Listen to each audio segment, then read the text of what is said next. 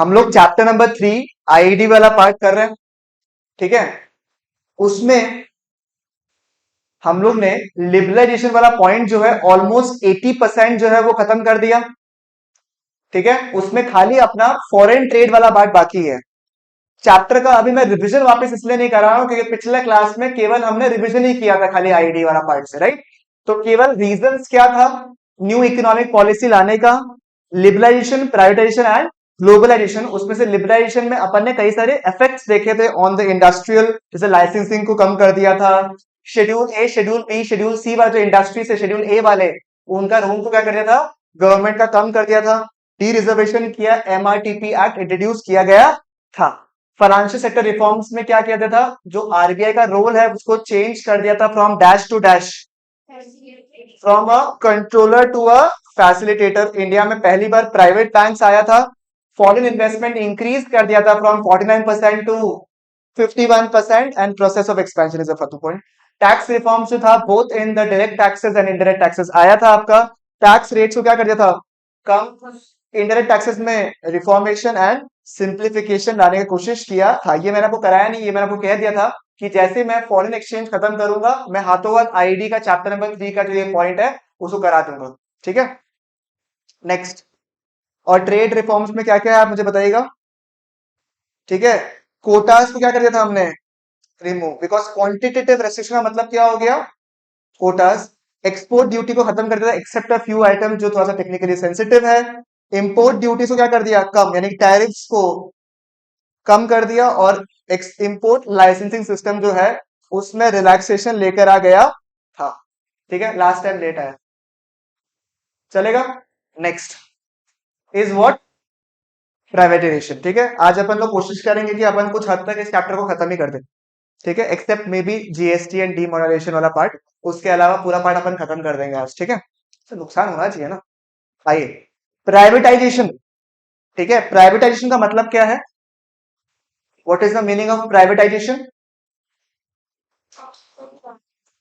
Transfer of ownership from the PSU, PSU माने public sector undertakings to PSU है, to private sector undertaking. सुनो, जितने भी government companies होते हैं ना उसको हम लोग प्रैक्टिकली गवर्नमेंट कंपनी लेमैन तरीके से बोलते हैं, या फिर लॉ में भी आता है गवर्नमेंट कंपनी। बट अगर सही मानने में बोले तो गवर्नमेंट कंपनी यानी कि जिसका कंट्रोल मैक्सिमम गवर्नमेंट के पास है उनको हम लोग कहते हैं as PSUs, public sector undertakings. PSUs, public sector undertakings.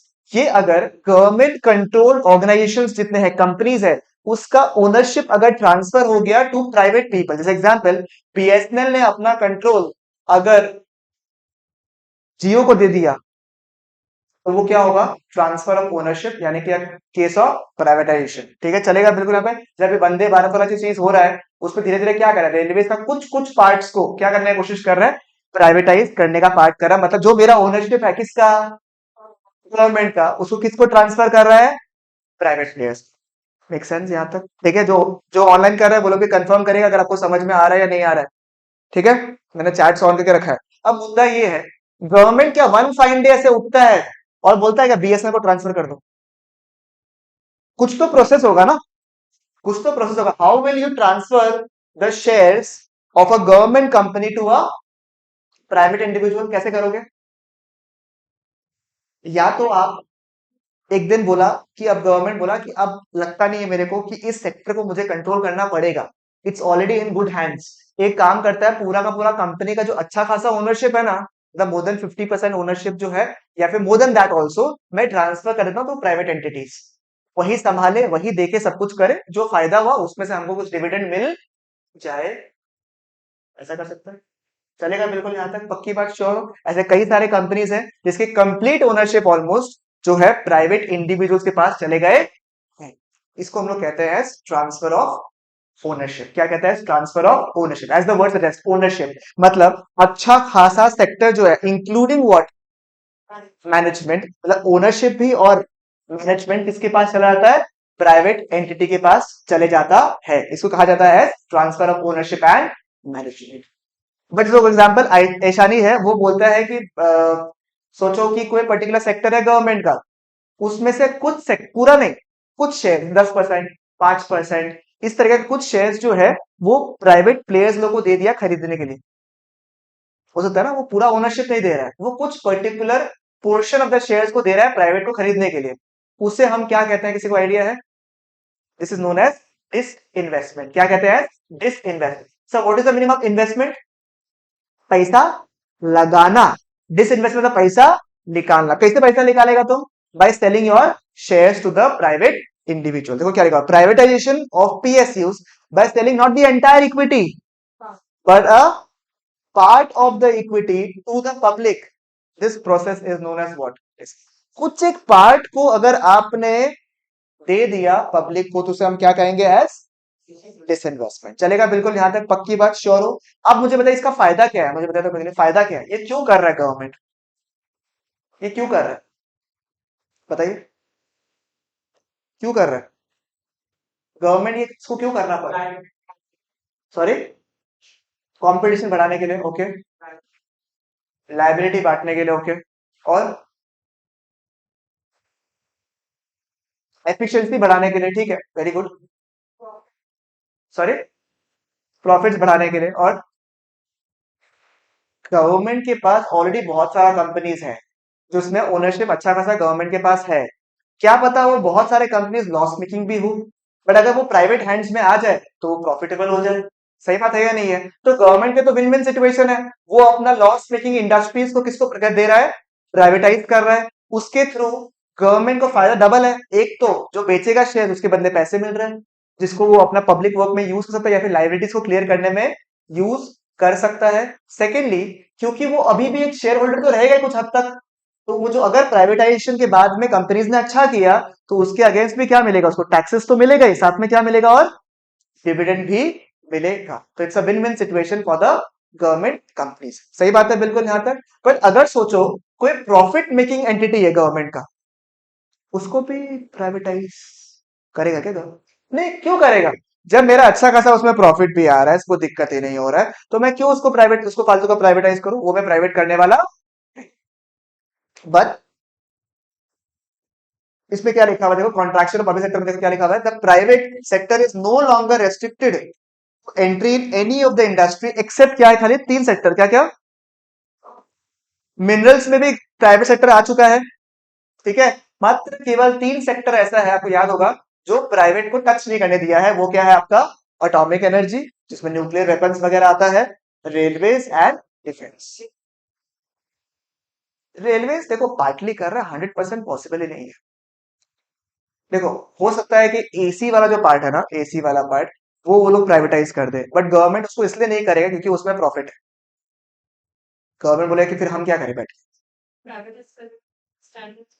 Standards बढ़ जाएगा। Absolutely correct. जैसे अब रेलवे, अभी एयरपोर्ट है, एयरपोर्ट अथॉरिटी ऑफ इंडिया जो है एएआई, वो आपका गवर्नमेंट का है, उसमें ऑब्वियसली प्राइवेट इन्वेस्टमेंट्स है। फ्लाइट्स जो है वो किसका है? प्राइवेट का है। प्रॉब्लम क्या होता है, क्या हर कोई जन इंडिया में एयरप्लेन से प्लेन से ट्रैवल कर सकता है? मतलब you live in a very different India and the real India is way too different, that's the problem. तो रेलवेज ऐसा है जो लोग शायद तक इमेजिन भी नहीं कर सकता, उस रेट में प्लेस ए से प्लेस भी जाता है वो लोग, ठीक है, जो कि अगर वो प्राइवेटाइज हो जाएगा तो वो सपोर्ट नहीं मिलेगा वो लोग को। और क्योंकि वो गवर्नमेंट एंटिटी है, तो गवर्नमेंट का perspective is not just to earn profits, it is also to provide service. याद है ना क्यों रीजन था कि गवर्नमेंट ने अपने कंट्रोल में इंडस्ट्रीज रखा था? क्योंकि उनको पता था कि वेलफेयर के बारे में प्राइवेट एंटिटीज नहीं सोचेगा। अब जैसे बीएसएनएल है, बीएसएनएल आप बोलोगे it's a very big loss making company, sir इसको क्यों ना आप कोई प्राइवेट को दे दो, क्या माथा लगा के रखा है? बट ऐसा कई जगह है देश में जहां पे जियो नहीं है, क्योंकि वहां मतलब ही नहीं है। ऐसा नहीं कि जियो पहुंच नहीं सकता है, obviously it can reach anywhere. अगर वो मैगी पहुंचा सकता है हर जगह, if Maggi can reach that areas जहां बेसिक खाना नहीं है, तो मेरे हिसाब से जियो भी पहुंच सकता है, बराबर। बट क्यों नहीं पहुंचेगा वो? क्योंकि उसमें प्रॉफिट नहीं है। वहां पे बीएसएनएल विल रीच। आप बाकी चीज छोड़ो, थोड़ा सा गुवाहाटी की तरफ, जो साउथ ऑफ गुवाहाटी की तरफ उधर चला जाओ थोड़ा सा, आपको टावर नहीं मिलेगा जियो एयरटेल ये सबका, वहां पे से बीएसएनएल मिलेगा आपको गुवाहाटी में। Very the entry point of the north east. जी, यही इसी जगह में G20 समिट भी हुआ था, ठीक है। तो ऐसा चीज है जहां पे इट इज देयर। हाँ, तुम्हारा मेरे को पॉइंट समझ में आ गया कि कुछ कुछ चीजों का कंपटीशन बढ़ेगा धीरे धीरे, और वो धीरे धीरे कर ही रहा है। गवर्नमेंट क्या करेगा पता है कि आपको, जो इंडियन रेलवे चल रहा है ना उसको चलते रहने देगा, धीरे धीरे शायद कुछ पर्टिकुलर एरिया या सर्विसेज को प्राइवेटाइज कर देगा। दूसरा क्या कर सकता है कि और पैरेलली आपको अलाउ कर दिया कि आप एक काम करो, तुम्हारे पास एक रेलवे है, तुम्हारे पास एक इंजन है, तुम चलाओ आराम से, ठीक है। बट कंप्लीट ओनरशिप तो मेरे को लगता नहीं कि we are living in two different areas ना, France and India can not be compare together, that's the problem. वहां का per cap income is very very high in comparison to India. India might have reach 3.35 trillion, क्या पता 2 साल के अंदर अंदर हम लोग 5 ट्रिलियन इकोनॉमी भी बन जाए, ठीक है, which is a very good sign. But कहीं ना कहीं we are not having that per capita income. आपको क्या लगता है 1 लाख रुपए महीना कितना दिन कमाता है? 1 लाख छोड़ो, 50,000 रुपए कितना दिन कमाता है? बताओ, give me an estimated figure. It's a good healthy discussion, I am telling you, बताइए। 2%, 2, 3, 4, 10%, 5, 10 तो बहुत ज्यादा है, ठीक है। 4%, 3%, that is the amount of earning that people do. If 1 CR people या 2 CR पीपल या 3 CR people are having credit cards in India, 2 crore लोग क्या है in a population? Think about it. समझ में आया? तो अभी तक सोचो, अगर अगर इंडिया का अर्निंग लेवल इतना कम है पर कैपिटल लेवल पे, इट्स वेरी डिफिकल्ट कि आप एक सेम पॉलिसी निकाल लो, ठीक है। मतलब क्या होता है कि जब अपन बाहर से कमेंट करते हैं, becomes very very easy for us कि ये कर लो ना, क्या दिक्कत है, यूसीसी जो है कर लो। बट बहुत सारा बटेंगर वाला पॉइंट्स आ जाता है, कर लो कर लो, क्या है, लोग के अंदर अकल नहीं है क्या? बंद कर दो, चाइना से इंपोर्ट करना बंद कर दो। अरे बहुत सारी चीज नहीं कर पाएगा अपन बंद, पॉसिबल नहीं है, वी हैव बीन हैंडकफ्ड। पर फिर मैत्री बोलेगा भैया चाइना से तो सामान आता ही नहीं, आपको पता नहीं है। बोला हाँ सही बात है, नेपाल के थ्रू आता है, चाइना से नहीं आ रहा है।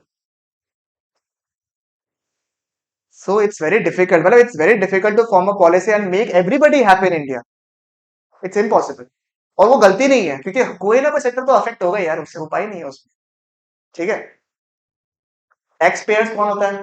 आप लोग जैसे बाद में शायद टैक्स पेयर्स बनोगे, आपसे वेल्दी लोग टैक्स पेयर्स बनेंगे। वो क्या चाहेंगे कि आपके लिए गवर्नमेंट कुछ करेगी, कि हम लोग टैक्स पे करें, कैसा सड़क बनाए, क्या बनाए, ठीक है। अगर उनका ज्यादा बेनिफिट दे दिया to the poor people, because उनको देना पड़ेगा, because they are providing them elections में, वोट्स देगा उनको, और वो लोग भी जनरल नागरिक है देश का। आपका संविधान कॉन्स्टिट्यूशन बता रहा है कि इक्वल राइट्स होना चाहिए सबके पास में, तो उनको ज्यादा बेनिफिट देगा तो ये लोग बोलेगा हम टैक्स क्या दे रहे हैं तुमको। वो लोग ज्यादा अच्छा करेगा तो गरीब लोग बोलेगा कि यहाँ पे क्या बोलेगा, कि ये देश बढ़ चुका है। मिडिल क्लास का वैसे भी कोई इज्जत नहीं है, वो मिडिल सिबलिंग की तरह है। फैमिली में देखा ना, एक बड़का, एक छोटका, एक बीच का। बड़का का बहुत इज्जत, क्योंकि बाई डिफॉल्ट वो तुम छोटा है या बड़ा है? सबसे बड़ा। तो बड़ा होता ही क्या है, बाई डिफॉल्ट होगा 2 साल का भी ना, वो भी तब भी मेच्योर मांग। तुम क्या मैं कर रहा है, तुम बड़ा हो चुका है, अभी क्लास 5, 6 में तो लोग बड़ा हो जाता है, बड़ा लोग, ठीक है। एकदम छोटा जो होता है वो 22 ईयर्स का भी हो जाएगा ना, छोटो है। क्या तुम अपना छोटा भाई बहन से ऐसे करता है, छोटा 24 का है, छोटा है, बीच का दादा, उसका अस्तित्व और जिंदगी में कोई इसका वो नहीं है। बड़ा का कपड़ा जाता है उसके पास में, बड़ा का एक किताब जाता है उसके पास में, ठीक है, वो बस है, एग्जिस्ट करता है बस। वो भी अपना स्पेस बना कर रखा है ऐसे करके बस। तुम बीच वाला है क्या? सॉरी, इसका मुंह का एक्सप्रेशन देके समझ आ, बड़ी सच्चाई है, ठीक है। हाँ, अगर तुम दो भाइयों के बीच में बहन हो तो भला अलग ही बात है, फिर तो तुम क्या ही बात है, ठीक है, फिर तो अलग ही मुद्दा हो गया, ठीक है। बट ऐसे क्या करें, exceptions are there, exceptions are there. ऐसा नहीं क्या है, सिंगल सिबलिंग या क्या छोटा है तब तो हो गया, फिर ओवर पैम्पर्ड इंसान है फिर तो, रहने दो। और लोगों को पूछ लो, छोटा लोग को लड़ाई कर ले, आप गलत बोल रहे हैं, आपको क्या पता हमारे ऊपर कितना टॉर्चर होता है। चलो ठीक है।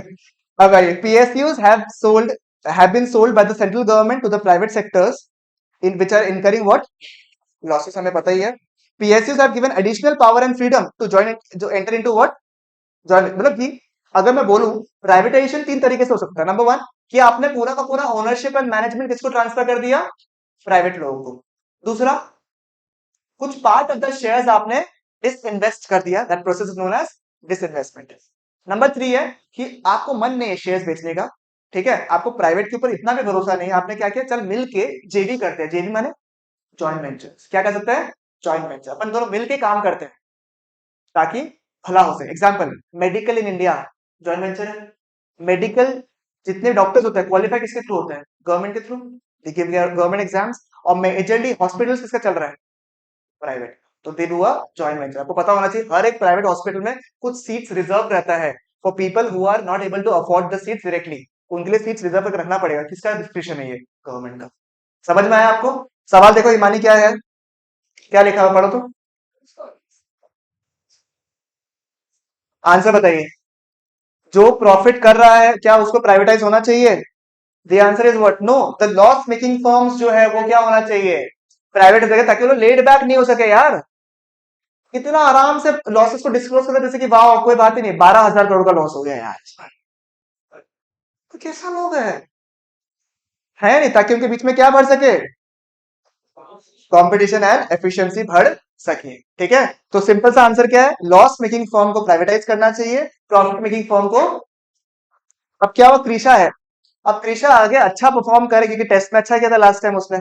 ठीक है, अब क्या वो, मेरे को मन है कि मैं क्रिशा को अप्रिशिएट करूं, तो अब क्या कर सकता हूँ? क्रिशा को मैंने अलग से कैडबरी दे दिया है तो, ठीक है, या फिर अलग से मैंने उसको मेडल दे दिया, या तो मैंने अलग से उसको कुछ दे दिया, गिफ्ट दे दिया आपका। ठीक है, तो उससे क्या हो रहा है?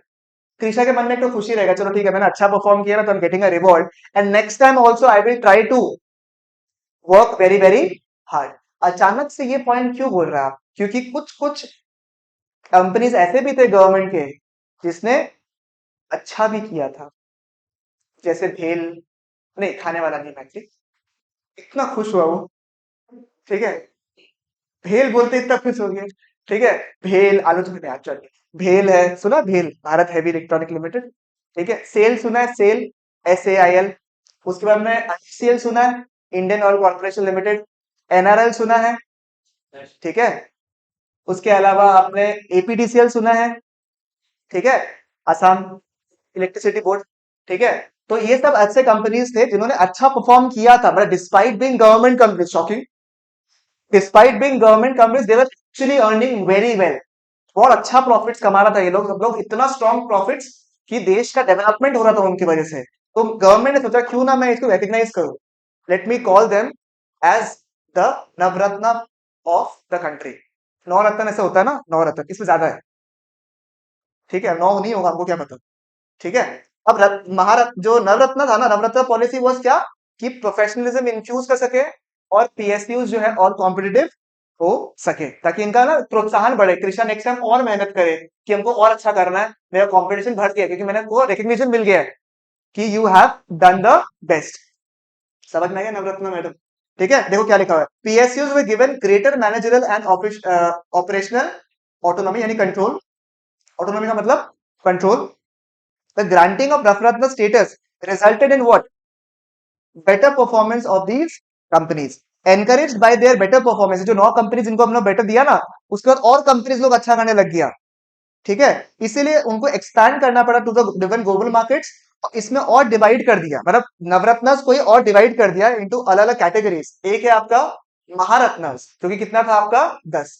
क्या भैया याद करना है क्या? नहीं, देखो बाई चांस अगर किस्मत से आपका एग्जाम में आ भी गया, ठीक है, तो इसमें अगर आपका 1 मार्क चला भी गया बोर्ड में, मेरे लिए तो नो सॉल आया।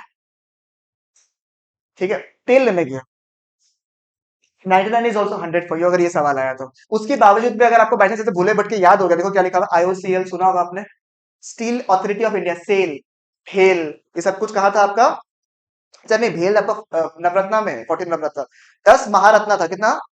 10। ये MCQ में आ सकता है आने से, हाँ। 14 नवरत्न था और 74 मिनी रत्न था, उसमें airport authority of India, Antrix corporation limited, ये सब था। ठीक है, चलेगा बिल्कुल यहाँ तक, बढ़िया। ठीक है, मैंने इतना प्रोत्साहन दिया कि अब बहुत सारा कंपनीज लॉस में है, IOCL लॉस में, NRL लॉस में, भेल लॉस में, सब लॉस में, इसलिए कृषा समझ गया ना? समझ रहे हो ना? ठीक है, तो क्लियर है बिल्कुल यहाँ तक, पक्की बात, श्योर हो 100%? इसमें कोई डिफिकल्ट दिक्कत? ठीक है, नवरत्न समझ में आ गया। बेसिक लेवल पे क्या, आपको एनकरेज करने के लिए, ताकि आपका ऑटोनॉमी को बढ़ा सके, उसके लिए दिया हुआ था, ताकि अपने बेटर परफॉर्मेंस आप करो। 10 महारत्नस, 14 नवरत्नस एंड 74 मिनी रत्न, इतना याद कर लो, बाकी इतना दरकार नहीं है आप लोग को अंदर अंदर के खुशी करने का। बाई चांस अगर वो बुक में 2-3 और मिल गया देख लीजिएगा बस खाली। ठीक है, चलेगा। पहले यहाँ तक रीड कर लीजिए पहले फटाफट, प्राइवेटाइजेशन पे घुमा लो कोई अच्छे से। अगर कोई भी डाउट हो तो मेरे को पूछ लो, और यही याद करके जाना है आपको। लिबरलाइजेशन के सारे पॉइंट्स याद है ना आपको? Industrial policy, foreign trade, banking policy, financial sector reforms, tax reforms, याद है ना प्रॉपर्ली? बहुत बार करा था। और 6 point, why the new economic policies are introduced in India, याद है ना? Inefficient management, poor performance of the public sector. उसके पहले क्या था? Deficit in BOP leading to fall in reserves, burden of debt traps, और लास्ट वाला inflationary pressures. ठीक है, आईडी आप लोगों को यहीं याद करना है भैया, घर पे याद नहीं होता, बता रहा है आपको, पूछ लो इससे। है ना, याद होता है आईडी घर पे? टॉर्चर होता है घर पे आईडी पे, है ना? क्या करेंगे, सिलेबस पे है। सीए इस मामले में ठीक है, मगर कुछ कुछ पार्ट था थोड़ा सा इरिटेटिंग। अच्छा, इतना फनी चीज है बताता हूँ आपको। The old syllabus of CA foundation was eco में, थोड़ा सिलेबस था एकदम। 60 marks of micro eco and 40 marks of BC K. BC K मतलब क्या हो गया, सोचो लो थोड़ा सा बीएसटी मिला लो, थोड़ा बहुत इधर का टॉपिक मिला के पढ़ा देते, मतलब हार्डली इट वाज। मेरा कितना था, पूरा total lectures was around 13 hours मेरा, पूरा 40 मार्क्स का लेक्चर इन 13 आवर्स, 10 13 आवर्स, 13 से 14 आवर्स में पूरा लेक्चर्स था मेरा सारा खत्म। अभी का सिलेबस में माइक्रो इकोनॉमिक्स पूरा, सी আসলে একটু तो पूरा ही पढ़ा हम तो। सीए इंटर में जो इको था मैक्रो इकोनॉमिक्स वाला पॉइंट प्लस बियॉन्ड, पूरा का पूरा सिलेबस आ दिया। Just for people you are getting very excited, एक चैप्टर का नाम क्या बता आपको? National income and aggregate demand. First chapter national income and aggregate demand दोनों। तो क्या हो गया भैया, नेशनल इनकम हमने पढ़ी थी, एग्रीगेट डिमांड आपने 2 सेक्टर पढ़ा है, वहां पे 3 सेक्टर भी है, 4 सेक्टर भी है, पढ़ लो। ठीक है, चलेगा। वो तो है, सिर्फ एक चैप्टर है ये। उसके बाद इंटरनेशनल फाइनेंस हो गया आपका, पब्लिक फाइनेंस के सब टॉपिक डाल दिया, सारा सारा का सारा बड़ा इंटर का जो सिलेबस था वो डाल दिया आपने फाइनल में। हम बोला चलो यहाँ तक, चलो सांस ले लेगा, चलो कोई बात नहीं, परेशान कर। इंडियन इकोनॉमी भी डाला है, हम बोला छोड़ो। और जो अच्छा चीज ये कि आपका all are MCQs, that's a good thing, I am happy for that. वो चीज नहीं नहीं, वो पहले भी एमसीक्यू पेपर ही था, अगर थ्योरी तो फिर तो RRS, राम राम सब। Open book is the best book, हम बोलते हैं ना बेस्ट। एक सब्जेक्ट दे दिया 100 मार्क का, case study based question, 16 16 20 20 mark का क्वेश्चन आएगा आपका, आंसर लिखना है आपको। केस स्टडी दे देगा, कुछ समझ में नहीं आया जिसमें, आंसर देना है आपको, और वो 8 में से या 7 सब्जेक्ट में से किसी में भी पूछ सकता है। किस्मत, which colour do you want वाला सिस्टम हो जाएगा इसमें। कौन सा ओपन बुक लेके जाएगा आपको, तो ये जाना। अच्छा, आप अपना खुद का नोट्स नहीं ले सकते हो, आईसीआई का मॉड्यूल लेके जाना पड़ेगा आपको।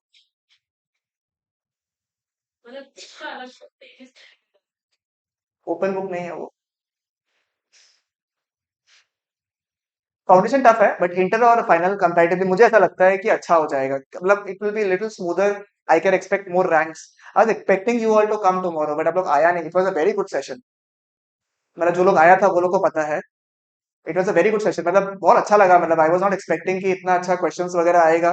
मतलब the person we recorded for around 1 hour, and उसके बाद वो 1 घंटा का और रुका के रखा था उनको लोग तक पूछने के लिए सवाल, पूरा घेर के रखा था उसको सवाल पूछने के लिए। तो it was a very good thing, तो आपको आना चाहिए था मेरे हिसाब से, जिसको थोड़ा थोड़ा भी इंटरेस्ट था तो आना चाहिए था आपको मेरे हिसाब से। ठीक है, हो गया। बताइए, पढ़ रहा है अनामिका जी?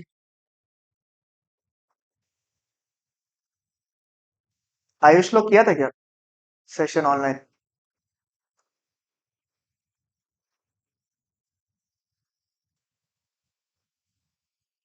नहीं बोलेगा, कर भी रहा है नहीं कर रहा पता नहीं लोग। कब, कल? 9 10 होगा, 7 है क्या? 7 होगा फिर, 7 या 8 है शायद, पता नहीं। करे, हो गया। प्राइवेटेशन क्लियर। इसके ऊपर एग्जाम में क्वेश्चन आया था 2020 का वाला पेपर, 2021 वाला पेपर में आया था ये वाला सवाल प्राइवेटेशन के ऊपर में, ठीक है? उस पर डिसइन्वेस्टमेंट का सवाल आया था आपका। नवरत्नास जो है लास्ट ईयर का इंपॉर्टेंट क्वेश्चन था। टोटली हमको तो कोई बहुत एक्साइटिंग टॉपिक नहीं लगता है, ठीक है, बहुत बेकार टॉपिक लगता है बट स्टिल एग्जाम में पूछ रहा है। आपके जो एग्जाम्स भी होंगे ना नेक्स्ट हाफ ईयरली वगैरह जो भी होंगे उसमें भी नवरत्न चलता है। चलिए तुम्हारा तो आया ही है। हाँ ठीक है। तो नवरत्न आ रहा है अभी एग्जाम में, थोड़ा सा लास्ट जो सैम्पल पेपर था ना उसका इंस्पायर्ड पेपर्स आ रहा है अभी, ठीक है, थोड़ा सा देख लीजिएगा हल्का सा नवरत्न के बारे में, ठीक है।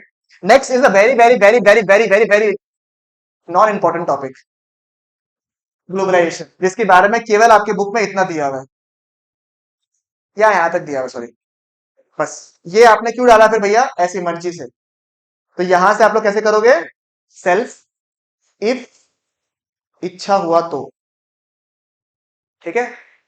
अगर आपको नींद नहीं आ रहा है तो you can read this part, no issues, ठीक है। क्या है पता है क्या, व्हाट इज ग्लोबलाइजेशन? दुनिया एक स्मॉल विलेज है जिसमें नेशनल इंटीग्रेशन हो रहा है। उसे पढ़ा है ना आप लोगों ने क्लास 10 में, 9 में, 7 में पढ़ा है ना आप लोगों ने। आज के डेट में आप लोग इंडिया में नहीं रहते हो, ग्लोबलाइज इकोनॉमी में रहते हो, क्योंकि सब एक इंटरनेशनल विलेज है। यहाँ पर एक जगह खांसना शुरू किया, पूरा देश खांसा, पूरा दुनिया खांसा। समझ में आ गया ना आपको, positive effect of globalisation. Sir positive, सारा का सारा लोग यूनाइटेड हो गया एक दूसरे के लिए, कि एक कंट्री खराब है। ठीक है। फिर आदि पुरुष, ग्लोबलाइजेशन, सब कलेक्टिवली बोल रहा है पूरा देश दुनिया कि वहां टट्टी बनाया है। ये सब it's good effects of globalisation. समझ में आ गया, पढ़ाना है हमको ग्लोबलाइजेशन के बारे में, ऐसा नहीं, पर रीडिंग करिएगा फर्स्ट लाइन को, जोर से रीडिंग करना। हाँ, द इंटीग्रेशन ऑफ डोमेस्टिक, हाँ पता ही कैसे पड़ेगा ये। चलो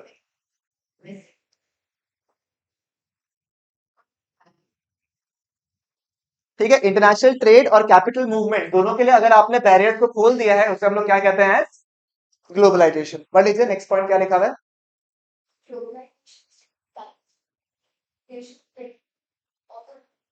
कोई दिक्कत, integration of economics with the world economy पता है। नेक्स्ट, कॉम्प्लेक्स फेनोमेनन,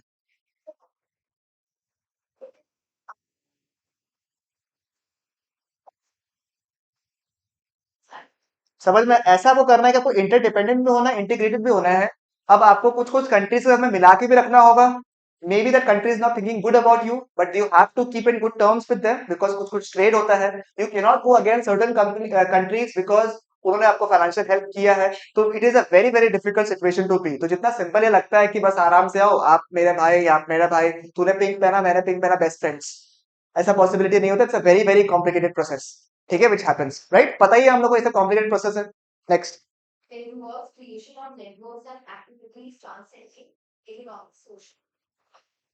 ठीक है। फिर इन शॉर्ट, ठीक है, फिक्शनली बॉर्डरलेस, ठीक है, ऐसा नहीं कि बॉर्डर होगा ही नहीं अब, ठीक है, चलेगा। इतना ही आपके एनसीईआरटी में दिया हुआ है, हो जाएगा, आई थिंक इट्स फाइन। ठीक है, एक बार ये काम करो, आपको सिर्फ पॉजिटिव नेगेटिव इंपैक्ट को कट कर दो, उसको कट कर दो, सिर्फ ये वाला पार्ट सिर्फ सेल पढ़ लेना आप लोग, ठीक है ना। इतना ही बोल रहा हूँ बस, और ज्यादा नहीं बोलूंगा आपको, ये पढ़ लेना है बच्चे की, कोई भरोसा नहीं है हमको, क्योंकि है ना आईआईटी का बड़ा टट्टी टट्टी सवाल आने लग गया आजकल, ठीक है। तो इसलिए थोड़ा चांस ले रहा हूँ, सिर्फ इतना सा पार्ट सेल्फ पढ़ने बोल रहा हूँ, बस इतना सा, ठीक है। क्या क्या चेंजेस लेकर आया था globalisation in the new economic policy, ठीक है, हो जाएगा। थोड़ा आपको ठेस पहुंचेगा कुछ कुछ टर्म से, तो थोड़ा ध्यान रखिएगा आप लोग, ठीक है। नेक्स्ट इंपॉर्टेंट टॉपिक क्या लिखा हुआ है, important from the exam point of view, क्या लिखा हुआ है आपका, outsourcing. And we have been left with WTO, सुना होगा आपने, वर्ल्ड ट्रेड ऑर्गेनाइजेशन, उसके बारे में हम लोग हल्का हल्का पढ़ेंगे। And this topic will be almost over for our chapter, ठीक है। It's a very long chapter, I know that, but ठीक है। उसके बाद अपन एक 1, 2 और 3 का रिविजन क्लास करेंगे, ठीक है। चैप्टर नंबर 1, 2, 3 जब आप लोग एग्जाम के लिए रिवाइज करोगे, कौन सा लेक्चर देखोगे आप लोग, भाई वाला जो रिकॉर्ड करता ना, भाई देख, ठीक है। क्या लिखा हुआ आउटसोर्सिंग में, क्या लिखा हुआ देखिए तो, कंपनी, क्या होता है आउटसोर्सिंग का मतलब, क्या होता है रे? जैसे तुम लोग को प्रोजेक्ट बनाना है, सीबीएसई लोग प्रोजेक्ट बनाना बोलते हैं ना, प्रोजेक्ट्स प्रोजेक्ट्स, है ना, जिसमें 20 मार्क है, वो जैसे आपने किसी और से लिखवा लिया। आप लोग कभी ऐसा मत बोलेगा कि गलत काम किया, नहीं, आप लोग आउटसोर्सिंग करना सीख रहे हो, जो जिसमें अच्छा है उसको वो करने दो, ठीक है। इसे क्या बोलता है अपन, आउटसोर्सिंग, ठीक है। ये माने कभी कुछ पूछ लिया ना कोई ऐसे, सबका पॉजिटिव आंसर है, हम तो आउटसोर्सिंग बढ़ा रहे हैं, ठीक है, वो उसमें अच्छा है, मेरे पास पैसे हैं, मिला, ठीक है, समझ में आया? आप सुनो, तो क्या होता है, पहले क्या था, अब एप्पल का नाम सुना है आपने? एप्पल छोटा मोटा कंपनी है, ठीक है, अभी भी शायद 3 ट्रिलियन का हो गया क्या? अपना देश का इकोनॉमी का जीडीपी 3.5 ट्रिलियन, वो यूएस का एक कंपनी का वैल्यू इज 3 ट्रिलियन, बस 0.5 अपन आ गए, थैंक गॉड। ठीक है, अब मुद्दा ये है कि एप्पल अपना खुद का क्या करता है, वो क्या पता इन हाउस अपना चिप मैन्युफैक्चर करता है, बिकॉज वो अपना एक बहुत अच्छा अपना इकोसिस्टम बना करके, इनफैक्ट आपको पता होना चाहिए वो चिप भी खुद मैन्युफैक्चर नहीं करता। ठीक है, वो अपना नाम के अंदर अपना ब्रांड के अंदर करता है सारा काम, बाकी डिस्प्ले जो है उसके लिए सैमसंग बनाता है, बैटरी कोई और बनाता है, कोई और कुछ बनाता है, और वो लोग क्या करता है आपस में असेंबल कर देता है, बिकॉज एप्पल नोस कि डिस्प्ले में क्या पता सैमसंग सबसे अच्छा है, मैं खुद R&D करूंगा, इन हाउस डेवलप करूंगा, सब कुछ करूंगा, मेरा खर्चा बहुत ज्यादा लग जाएगा, उससे अच्छा उन कंपनी को बोले जो सबसे अच्छा है, उनको बोलते हैं बना लो हमारे लिए, मेरे लिए भी 5 बांध दो, ठीक है, वो मेरे को भेजेगा, सस्ता रेट में भी पड़ेगा मेरे को, सिमिलरली फॉर अदर कंपोनेंट्स। ठीक है, इससे कंपनी का फायदा होता है क्या? डेफिनेटली, क्योंकि वो फोकस कर सकता है on only a few things जो कि इंपॉर्टेंट रहेगा, उसके अलावा बाकी चीजें क्या कर रहा है, आउटसोर्स कर रहा है। आपको पता नहीं होगा, आप बहुत सारे ऐसे कंपनीज पहनते हो, जैसे आपका फेमस फेमस कंपनी जैसे होता है ना, पेपे जीन सोच लो आप, से बहुत सारा कंपनीज है, आपका वैन यूजर पकड़ लो, आपको लगता है वो लोग खुद बैठ के दर्जी बना के रखता होगा? ठीक है, इस प्रोसेस को बोलते हैं एसेट लाइट मॉडल। क्या बोलता है उसको? एसेट लाइट मॉडल, मतलब पैसा का इन्वेस्टमेंट बिल्कुल भी नहीं करना, कैपिटल इन्वेस्टमेंट। आपने क्लाउड किचन सुना है? क्लाउड किचन, उसका क्या कॉन्सेप्ट है? एसेट लाइट मॉडल, मेरा खुद का हम प्रॉपर रेस्टोरेंट सर्विस नहीं करेगा भैया, मेरा किचन एरिया रहेगा, उसी के थ्रू मैं खाना अलग अलग सोशल मीडिया के थ्रू या फिर अलग अलग जो फूड डिलीवरी ऐप होता है उसके थ्रू दूंगा। अल्टीमेटली आप क्या कर रहे हो? एग्जाम्पल सुनो क्या हुआ, एक कॉमन किचन है, मैं खुद का आदमी भी रखता नहीं हूँ, वो लोग बनाता है अपना, मैंने क्या किया, एक अपना जगह रख के रखा है, जहां पे मैं क्या करता हूँ, कोई अगर कस्टमर आता है तो उसको खाना वाना खिला सकता है, क्या मेरा खुद का किचन है? मैं क्या कर रहा हूँ, दूसरे किचन में आउटसोर्स करके रखा हूँ, मेरा भी फायदा उसका भी फायदा, सस्ता भी पड़ रहा है मेरा, हमको इन्वेंट्री रखने का दरकार नहीं है, हमको महीने का सैलरी देने का दरकार नहीं है, किसको? उस कुक को।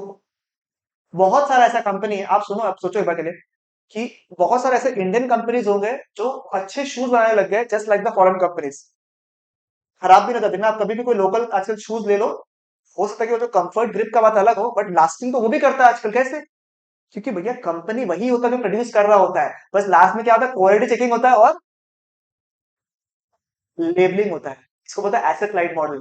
मेरा कोई टेंशन ही नहीं है, and they are so smart, जो शर्ट बनाना है मेरे को, शर्ट, अब अगर मैंने कि तुमको दे दिया शर्ट बनाने के लिए, तुम तो राजा बन जाएगा, तुम बोलेगा इसके बिना तो मेरा काम ही चलने वाला नहीं है, हम अगर शर्ट बना के नहीं देगा तो इसका तो काम चलने वाला नहीं है। हम क्या करेंगे बताइए, हमको शर्ट बनाना है, शर्ट में अलग अलग कॉम्पोनेंट्स होता है, पॉकेट है, ये स्टिचिंग है, प्लेन स्टिचिंग है, ठीक है, फिर कॉलर्स है, बटन्स है, अलग अलग पार्ट्स है ना, हम सब कुछ अलग अलग लोगों से करवाएंगे, हम सब कुछ अलग अलग लोगों से करवाएंगे, सबसे बटन एक जन लगाएगा खाली, स्टिचिंग वाला पार्ट जो एक जन करेगा, इस तरीके से पार्ट दे दिया, एक जन के ऊपर डिपेंडेंसी भी नहीं है, मेरा खर्चा भी कम पड़ रहा है, क्योंकि मेरा खुद का कोई टेंशन ही नहीं है, कुछ खराब हो तो किसका रिस्क? तुम्हारा, डैमेज हो तो किसका रिस्क? तुम्हारा, जगह का कॉस्ट किसका? तुम्हारा। मेरे सिर्फ आएगा, हम क्वालिटी चेक करेगा अपना मशीन में, उसमें लेबल लगवाएगा, काम खत्म। इनफैक्ट लेबलिंग और पैकेजिंग भी नहीं करता वो लोग, बस ब्रांड वैल्यू जो है वो रखते हैं। सो क्या कर रहा है, ये प्रोसेस क्या है आपका, ऑफ व्हाट, आउटसोर्सिंग। सिंपल, आप किसी एक्सटर्नल सोर्सेस को दे रहे हो ताकि हम लोग क्या कर सके, ताकि जो वो लोग अच्छा है जिसमें वो अच्छे से काम कर सके और मैं आराम से रह सकूं। एग्जाम्पल, यूएस वाला लोग जो है खूब सारे इंडियंस को यहाँ पे देते हैं फॉर कोडिंग पर्पस, ठीक है, कोडिंग वोडिंग जो होता है वो इंडिया के थ्रू होता है, अकाउंटिंग इंडिया के थ्रू होता है, क्या कर रहे हैं यूएस वाला लोग, वहां का लोगों को हायर करेगा, जगह रखेगा, ठीक है, खर्चा बढ़ेगा वो लोग का, दूसरा क्वालिटी में इश्यूज आएगा, इंडिया में जो कॉस्ट है वो थोड़ा रिलेटिवली कम है, एफिशिएंट भी है वो लोग, और कॉस्ट भी कम है, खर्चा भी ये लोग का है, नहीं समझ में आया तो वो चेंज कर देगा, इस बार तुमको दिया, इस बार तुमको दे देगा, ऑप्शंस भी है। ये सब क्या है, प्रोसेस ऑफ व्हाट, आउटसोर्सिंग। तो ये आउटसोर्सिंग बड़ा नया टॉपिक है, जो कि अभी आप रियल लाइफ में बहुत देख रहे हो, जैसे आप टीसीएस सुना, टीसीएस, इन्फोसिस, ये क्या करते हैं, ये software services and other services देता है आपको, नेटवर्क सर्विसेज देता है आपको, किसका? कभी सोचा है? बहुत सारे यूएस बेस्ड क्लाइंट्स होते हैं जिनका सर्विसेज प्रोवाइड करते हैं ये लोग। समझ में आया? मतलब they that companies are what outsourcing it to them. समझ में आया आपको? ठीक है, और इंडिया भी वही करता है, कुछ कुछ चीजें जो समझ में नहीं है तो आउटसोर्स कर देते हैं। ठीक है, नाउ देखो क्या लिखा, company hires regular services from home external sources mostly from the other countries which was previously providing what internally or within the country। तो क्या ग्लोबलाइजेशन आ गया ना भैया। तो पहले तो ये था कि हम लोग विद इन द कंट्री लोगों से आउटसोर्स करवाएगा, अब तो क्या पूरा वर्ल्ड है भैया, किसी से भी करवा लो। हम कंपनी सेटअप करेगा दुबई में, हम कंपनी सेटअप करेगा से सिंगापुर में, कोई भी ऐसा कंट्री में जहां में टैक्स नहीं लगता उतना, हम वहां सेटअप करेगा, काम आउटसोर्स करेगा इंडिया में। मेरा तो बेनिफिट हो गया, प्रॉफिट भी कमा रहा है, टैक्स भी कम लग रहा है, मेरा काम भी दुनिया कर रहा है। मैंने एक शुरू में स्टेटमेंट बताया था आपको, आप लोगों को सिर्फ एक साइड का समझ आया स्टोरी वो। We live in a different India, right? You belong to different India, maybe we belong to a similar India, but एक ऐसा इंडिया है जिसको आपने देखा नहीं है, एक और इंडिया है जिसको भी आपने देखा नहीं है।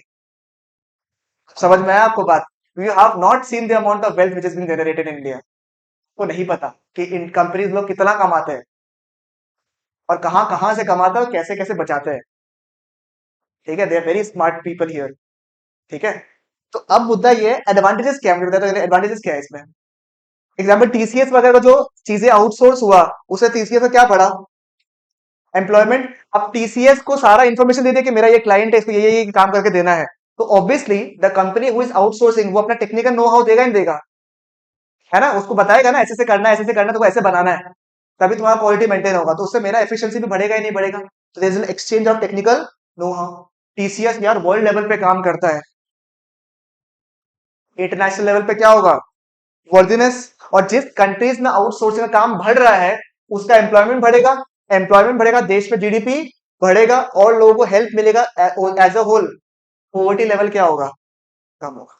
ठीक है, चलेगा तो क्या करे इसमें, SITE साइट कर देगा, standard of living, international worthiness, technical know how, employment. चलेगा, ऑन साइट होता है ना, ऑन साइट ऑफ साइट, तो ये साइट वाला काम हो जाएगा। ठीक है, साइट ये अभी अभी इन हाउस डेवलप है, नो आउटसोर्सिंग। चलेगा बिल्कुल यहाँ तक। अब थोड़ा ठेस पहुंचने वाला काम पहुंचेगा आप लोग, हल्का हल्का, खराब मत पाइएगा आप लोग। Why it is favourable for India? Number one क्या लिख दिया लोग, थोड़ा गड़बड़ लिख दिया लोग। इजी अवेलेबिलिटी ऑफ, बुरा लगता है, खराब लगता है, चीप लेबर लिख दिया लोग। इंडिया में चीप लेबर अवेलेबल है बोलता है। ठीक है, फिर मन रखने के लिए नेक्स्ट पॉइंट क्या लिखा बता ना। अरे चीप मतलब समझे नहीं, स्किल्ड है, स्किल्ड लोग है सस्ता में। ठीक है, समझ, पहले तो लात मार दिया, फिर बोलता अरे स्किल्ड लोग हैं आप लोग। चीप मतलब सस्ता है, आप लोग सस्ते में मिल जाते हैं और ऊपर से स्किल्ड भी हो, वाह। तो पहला क्या है आपका, अवेलेबिलिटी ऑफ चीप लेबर। फिर नंबर टू क्या है, स्किल्ड मैन पावर। गवर्नमेंट तो आपको अभी अभी तो जाके आए, अरे यूएस में जाके आए थे ना अभी। तो गवर्नमेंट जो है बहुत सारा फेवरेबल गवर्नमेंट पॉलिसीज इंट्रोड्यूस किया गया है। Do you know what has happened? किसी किसी ने स्टॉक मार्केट का सेशन अटेंड किया, ठीक है?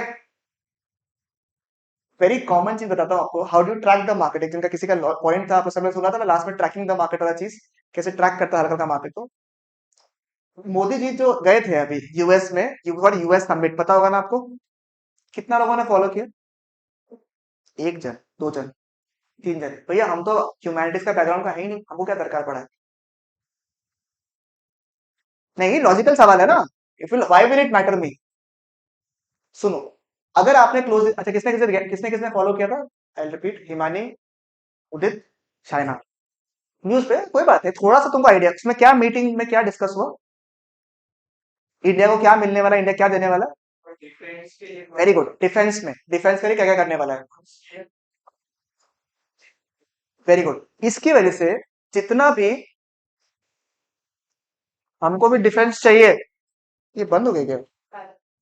नहीं नहीं नहीं नहीं, नहीं, नहीं बस सुनो, तो आपको पता है, जितना भी ड्रोन मेकिंग कंपनीज इंडिया में था, you won't believe, last time एक आईपीओ हुआ है, आप ध्यान देना कभी, वो लोग क्या करते हैं, ड्रोन को कंपोनेंट्स बनाता है, कुछ कुछ ऐसा सिस्टम है। उन आईपीओ पता है ना आपको क्या होता है, इनिशियल पब्लिक ऑफर, जो फर्स्ट टाइम कंपनी शेयर्स को मार्केट में ला रहा है, it was subscribed.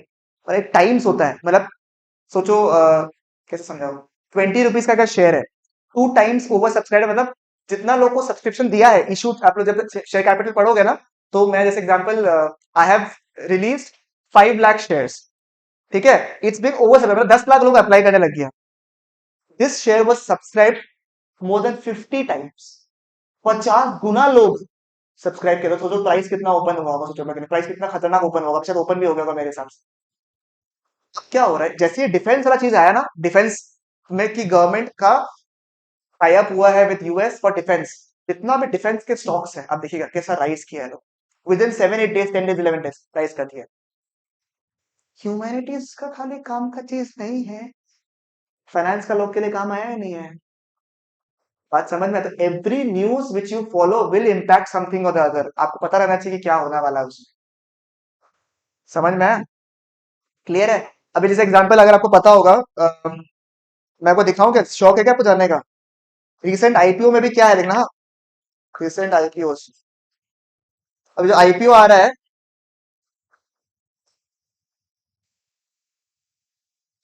Tata technologies तो अभी आया है, नेट अफोर्डेबल कुछ था, अफोर्डेबल ड्रोन समथिंग आ रहा है अभी,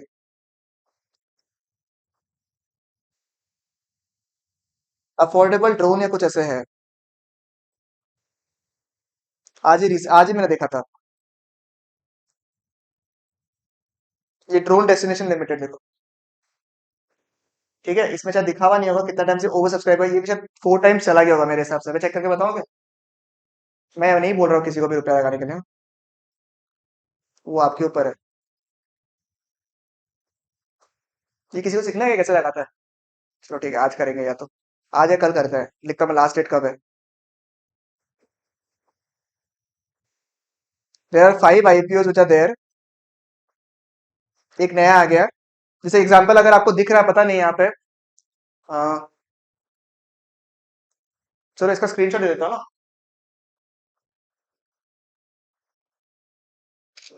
ये देखो, मैंने आपको ग्रुप में शेयर किया, देखो हाउ मेनी टाइम्स, अच्छा आज सुबह जब मैंने देखा था तो उसमें 3 टाइम्स दिखा था मुझे, सोचो क्यों नहीं लिया रे, देखो चेक करो, पहले तो एक नया आया देखो, एक्सलरेट, ये शायद लैब्स के ऊपर है, पता नहीं, मुझे देखना पड़ेगा, मुझे नहीं पता इसके बारे में। आज 3 टाइम्स था सुबह सुबह, अच्छा सेकंड डे 4 है, आज लास्ट डे है, ठीक है, ऊपर वाला भी 7.44 टाइम्स, देख रहे हैं आप लोग, ओवर सब्सक्राइब्ड है।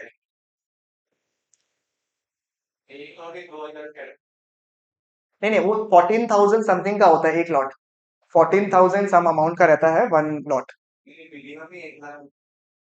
मिनिमम नहीं हो सकता, वो 14,000 का एक लॉट होता है, मतलब हमेशा कोई भी कंपनी का जो शेयर होता है ना, उसका एक लॉट का साइज उतना ही होता है, आप उसमें 2 लॉट लो, 3 लॉट लो, वो आपके ऊपर होता है, क्योंकि जितना आपका बजट है भैया, जितना पे है उस हिसाब से, ठीक है, तो you should know about this all this things, ठीक है, थोड़ा थोड़ा आइडिया रहना चाहिए आपको। तुम लोगों को भी क्यों नहीं आ रहा है, आइडिया रहना चाहिए, तुम लोगों को भी पता रहता है, पैसा तुम लोग नहीं कमाए क्या, भयंकर कमाए। नेक्स्ट, ये हो गया, समझ में आ गया, ठीक है, अब इसको इसको मैंने इंटरेस्ट वाला चीज दे दिया, उदित को मैंने इंटरेस्ट वाला चीज दे दिया, लगता है रंजन को, ठीक है, आइए सुनिए, ठीक है, देख लिया आप लोग ने, आउटसोर्सिंग क्लियर है बिल्कुल यहां तक, ठीक है, उसके बाद मैं एक इंपॉर्टेंट पार्ट आपको करा देता हूं पहले, उसके बाद में मैं आप लोगों को डब्ल्यूटीओ के बारे में आराम से बताऊंगा, ठीक है। One important from the exam point of view is the impact of the LPG policies, ठीक है, ध्यान दीजिएगा प्लीज एक बार के लिए, थोड़ा सा टाइम अटेंशन दो यहाँ पे ईशानी जी, ठीक है। इम्पैक्ट क्या है on the LPG policy, what is the impact of the LPG policy, मतलब एलपीजी इंट्रोड्यूस हुआ था 1991 में, उसका इम्पैक्ट क्या हुआ, यू नो कि कौन सा सेक्टर सबसे ज्यादा डेवलप हुआ है, कौन सा सेक्टर था, सर्विस सेक्टर, ठीक है, सर्विस सेक्टर की वजह से बहुत हाई ग्रोथ रेट दिखा, due to the following reforms, क्योंकि इकोनॉमिक रिफॉर्म्स जो है वो सारा का सारा कहीं ना कहीं फेवर किसको किया, सर्विस सेक्टर को, इंडस्ट्रीज खुला, ये खुला वो खुला, सब India became a favourite destination, and सबने अपना काम कहां सेटअप कर लिया, इंडिया में। देखो, liberalisation and various reforms reduce restrictions of the movement of international finance, causing a huge flow of what, of सीधा बैठ, of what, foreign capital, FDI and outsourcing to India, leading to what, growth in the service sector, खूब पैसा India में आगे, समझ ही नहीं आया लोगों को कि क्या करें हम, ठीक है। Next, better performance of service sector जैसे टेलीकॉम, आईटी एंड ट्रैवल। क्या खतरनाक काम किया है इंडिया में, सच में बहुत अच्छा काम किया है इंडिया में, फैबुलस वर्क कर रहा है वो लोग। ठीक है, नेक्स्ट क्या है, better technology and growth of IT. ठीक है, वन एरिया जो कि डेवलप होगा भी आगे जाके। ठीक है, cheap and skilled manpower, उसकी वजह से भी फायदा हो गया। एग्रीकल्चरल सेक्टर ऐसा है ना, वो अपना मतलब ऐसा हो गया, फूफा जी टाइप्स हो गया। इतना ना इंपॉर्टेंस उसको पहले मिला, इतना फुटेज मिला, इतना फुटेज मिला, मेन शो के टाइम में इंपॉर्टेंस ही नहीं मिला उसको। ऐसा होता है ना, ठीक है, आइए आइए आइए फूफा जी के लिए चेयर लगे आओ, ऐसे होता है ना। और जब मेन था वो पता ही नहीं दिया, बोला बात हो गया। Number one, reduction in public investment. Public government अपना इन्वेस्टमेंट ही कम कर दिया, बोलते दत्त। ठीक है, नेक्स्ट, फर्टिलाइजर जो सब्सिडी था ना, उसको भी क्या कर दिया, रिमूव कर दिया। एक तो अपना इन्वेस्टमेंट क्या कर दिया मैडम, कम। फर्टिलाइजर का सब्सिडी क्या कर दिया, हटा दिया। Liberalisation reduction of import duties. ठीक है, इसकी वजह से खराब क्या हो भैया पता आपको, बहुत सारा ऐसा चीज था इन हाउस इंडिया में डेवलप होता था इन एग्रीकल्चर, बट क्योंकि ओपन कर दिया, अब now you can import the goods from any of the plus, तो फार्मर्स लोग क्या पता उनके प्राइस में compete ना कर पाए, and the shift in the cash crops. मैं पहले ये चारों पॉइंट को याद कराऊंगा, उसके बाद आगे बढ़ूंगा।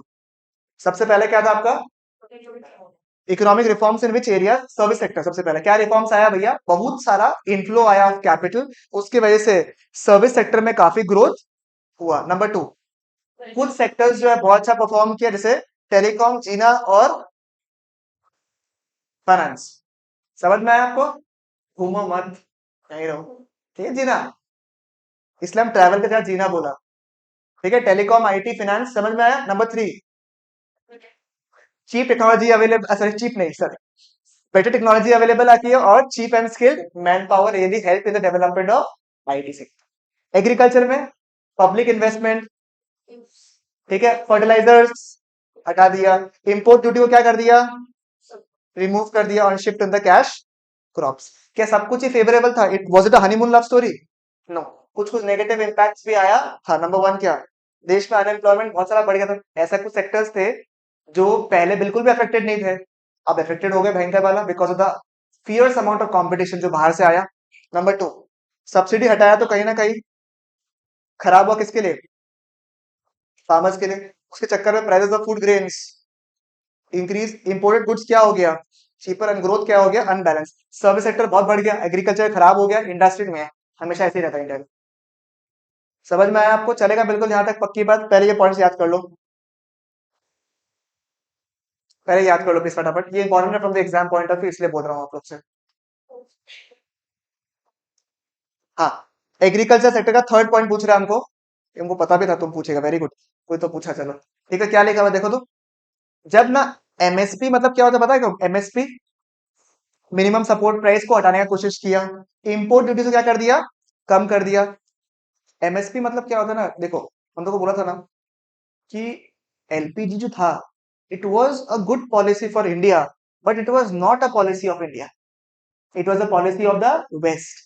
वो लोग नहीं चाहेंगे कि आपका कुछ भी भला ऐसा हो उनका जिसमें फायदा नहीं हो रहा है। एमएसपी दे देगा तो फार्मर्स को कब, देखो मैकडोनल्ड्स आया इंडिया में, बर्गर किंग आया इंडिया में, ठीक है, फिर और क्या आया, डोमिनोज आया इंडिया में। वो पता है वो लोग कैसे खरीदता है, आपको क्या लगता है, जैसे सबवे आप जाते हो ना, सबवे कई सारा वेजिटेबल रहता है, तो इवन क्या हुआ, हम गया था उस दिन, उन लोग का कैप्सिकम खत्म हो गया, तो हम बोला there is no capsicum available, बोलता नो सर, कल आएगा सुबह तो वी कैन हैव इट।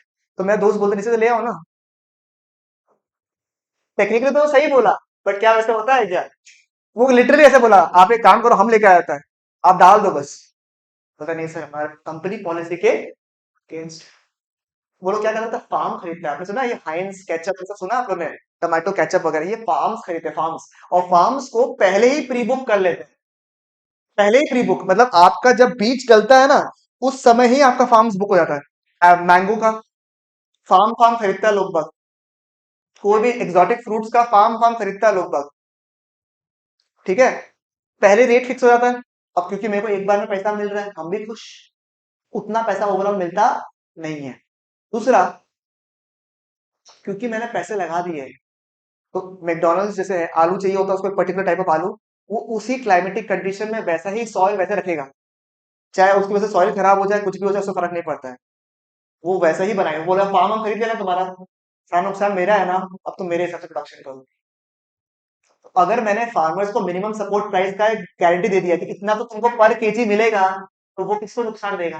कि बड़े कंपनीज को, जो एक एक बार में पूरा फार्म खरीदता है। तो इसलिए बोलता है पहले एमएसपी हटाओ भैया। ये क्या बात हुआ? लिबरलाइजेशन, एमएसपी हटाओ। अभी जो फिर वापस एमएसपी इंट्रोड्यूस हुआ था इंडिया में, अभी जो नया फार्म बिल्स आया था ना, उसमें one of the things was to remove MSP, इसीलिए फार्मर्स को लड़ाई किया था कि ये क्या बात हुआ। समझ जाओ आप, this are very tactically design things.